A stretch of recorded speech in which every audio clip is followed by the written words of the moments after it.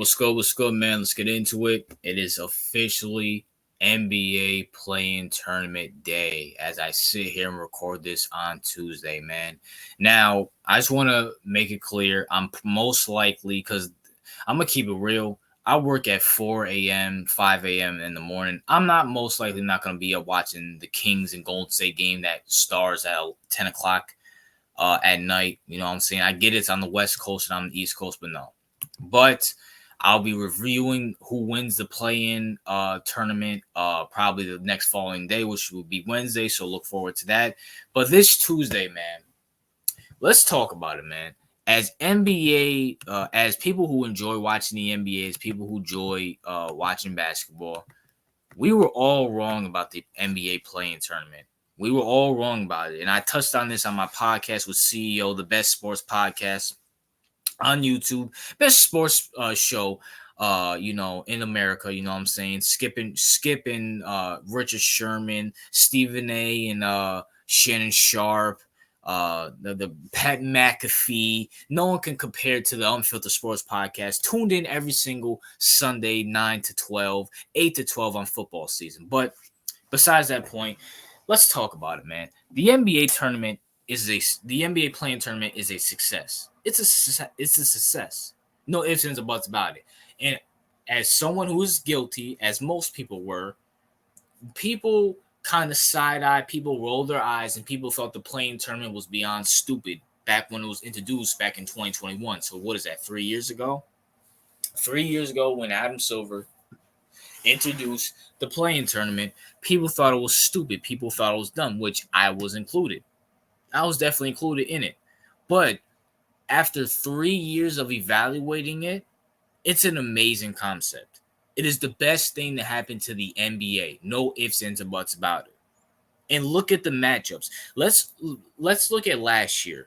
Last year we had the Timberwolves and the Lakers, which was an amazing game. You had OKC with a young SGA who was balling out versus the Minnesota Timberwolves. You had, who else was in the playing tournament? You had the Bulls coming back on the Raptors, and then you had Miami losing to the Hawks, and then Miami beating the Bulls. It was an amazing playing tournament last year. And look at this year. You have the Lakers versus Pelicans. You have the old guard and LeBron James going up against the young buck and Zion Williamson, who was supposed to be the face of the league. That's what everybody projected from Duke. You have the Kings and the Warriors, which every time they play, it's magic, a la last year and a la this regular season. The Bulls and Hawks, if Trae Young was playing, it would probably be good. But, you have the Bulls who've been playing pretty well. You know what I'm saying? And then you have the Heat and Sixers. You got Jimmy versus Embiid.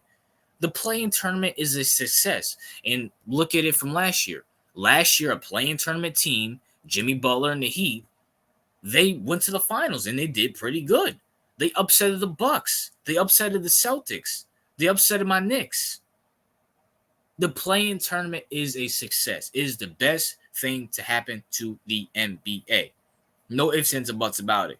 No ifs, ands, or buts about it.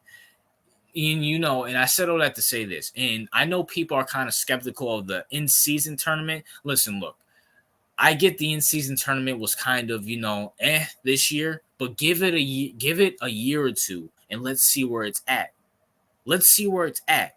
The in-season tournament, I didn't really mind it. I'm all for the in-season tournament because they're trying to make the regular season games matter more, and maybe they'll add more playoff perspective. Like, hey, you'll get an extra home game, you'll get an extra draft pick, whatever the case may be. I know the players will get money for it, but at the same time, give the in-season tournament a chance like we gave the playing tournament a chance. I'm pretty sure everybody loves the playing tournament, especially the matchup that we're getting now. Besides the Hawks and Bulls game, which might be a good game, you never know. All these matchups are good. You got the Warriors and Kings, you got the Lakers and Pelicans, you got the Heat and Sixers. And then let's be for real. If the Warriors, say like the Warriors and Lakers lose, you're telling me you're not watching a Warriors-Lakers game? You're not going to watch a Kings or Pelicans game? You're not going to watch a Pelicans-Warriors game? You're not going to watch a Lakers or Kings game? You're not going to watch a Hawks or Sixers game? Or a Sixers-Bulls game? Or a Bulls-Heat game from a rematch from last year? And I'm going to say this, man. I have a video on my channel saying Adam Silver is a clown. He's a bozo, which he is. He looks like Slender Man. You know what I'm saying? He looks like Slender Man. If you gave him Victor Wembanyama's build, he would definitely look like Slender Man with glasses on. But at the same time, at least Adam Silver's trying to make the NBA watchable in the regular season, and he's adding more teams to the playoffs in a playoff tournament. I don't like the guy. I think he's a clown, but you gotta give him credit. You have to give him credit. The play-in tournament is amazing. The simple fact that we get a week or we get at least 5 days to watch teams try to duke it out to play the first or second seed is amazing. And we saw it with Miami last year. They could upset them. I can definitely see the Lakers upsetting OKC. I can see the Heat upsetting my Knicks. I can see them taking the Celtics to 7 games. I can see the Sixers upsetting my Knicks, even though it's not going to happen. You know what I'm saying? Screw Philly. You know what I'm saying? Screw Saquon Barkley. I know this is a basketball video, but you know it is what it is. But at the same time, we have to give Adam Silver credit because there's another commissioner, another league, NFL, who, you know, he's too comfortable and he's just ruining the game. Meanwhile, Adam Silver's trying to make the game better. And listen, look, if you're trying to make a sports league better, I'm here for it. You have Rob, what's his name? Rob Manfred for the MLB who added the pitch clock. Good example. Good.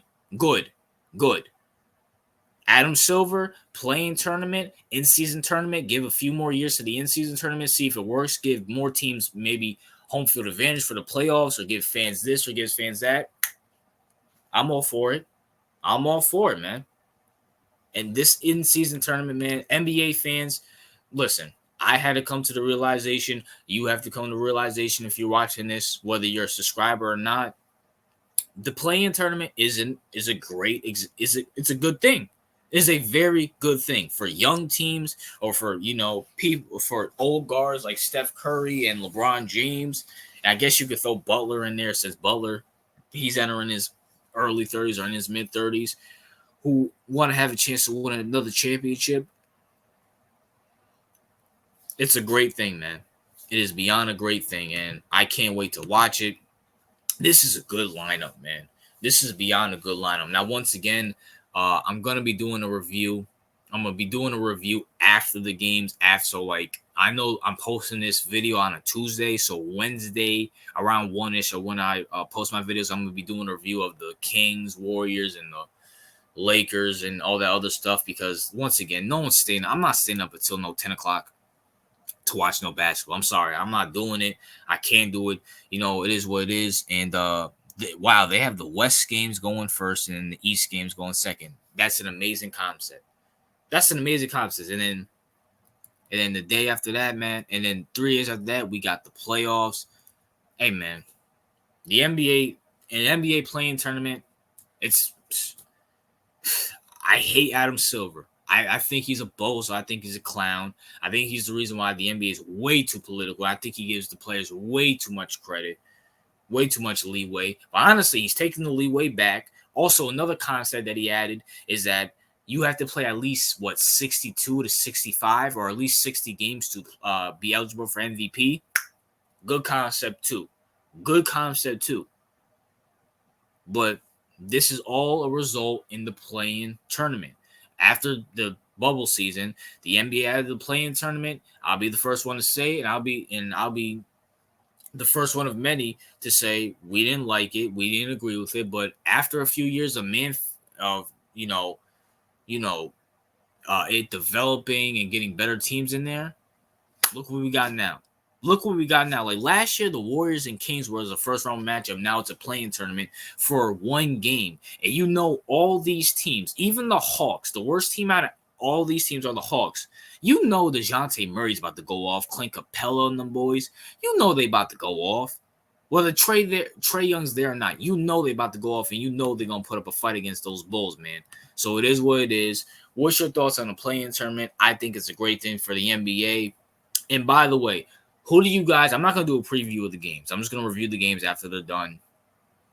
After today, who do you guys have for the games? You got the Lakers, Sacramento, Lakers, Pelicans, Sacramento, Warriors. Do you have the Bulls and Hawks? And do you have the 76ers or the Heat? You can look at, actually, matter of fact, I did a preview on the best podcast, the Unfiltered Sports podcast on Sunday. Go check it out, man. RJ out.